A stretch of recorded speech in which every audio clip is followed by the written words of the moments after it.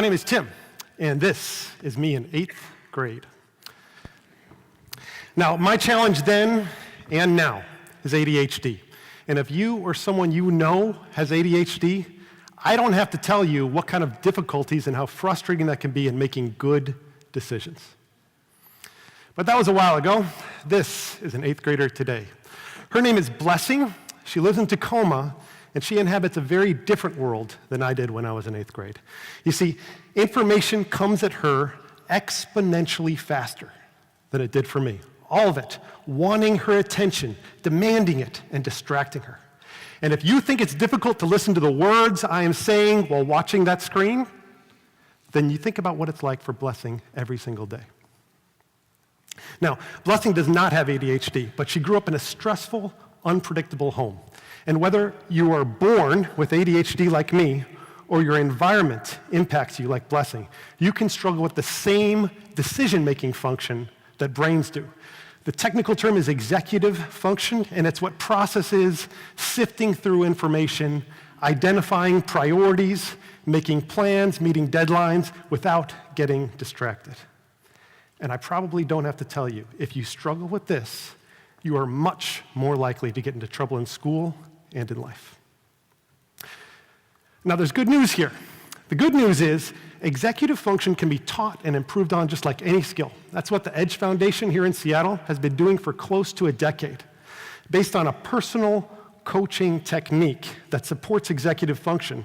They train personal coaches all around North America to run successful private practices.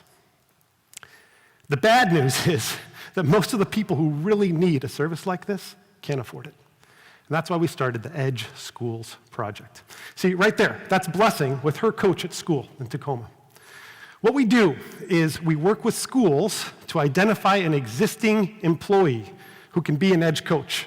We then train that coach and then ensure quality by tracking them and monitoring their data and supervising them and training them. Now, each coach will work with a student or maybe a group of students or teachers or parents in the community, and by the end of the year, they have impacted hundreds of people. Our team is pretty fantastic. Our founder has deep experience with startups, and here in Seattle, our lead trainer is nationally recognized. And our support staff has decades of experience in interventions and schools, just like what we're doing. Our results have been pretty incredible. We have seen a near 100% graduation rate. We've seen a drop in trips to the principal's office by about half. And we have seen a GPA increase of almost a point. Now think about this. For these students, that is often the difference between failing and passing.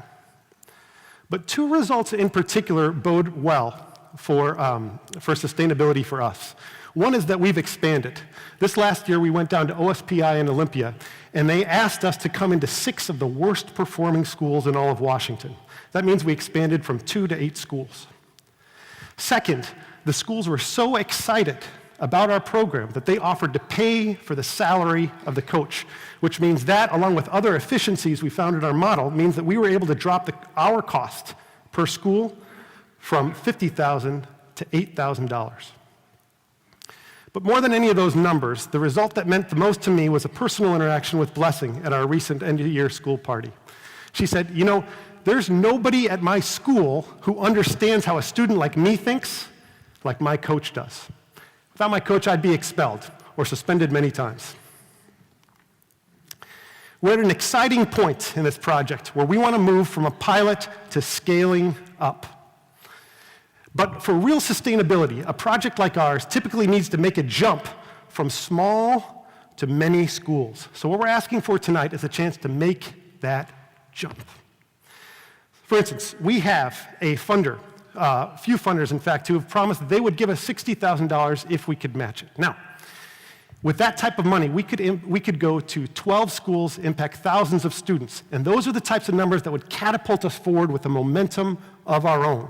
We actually have schools who are interested in us right now, but we need funds to be able to catalyze this movement forward. Look, nobody knows what skills are going to be valuable in 20 years.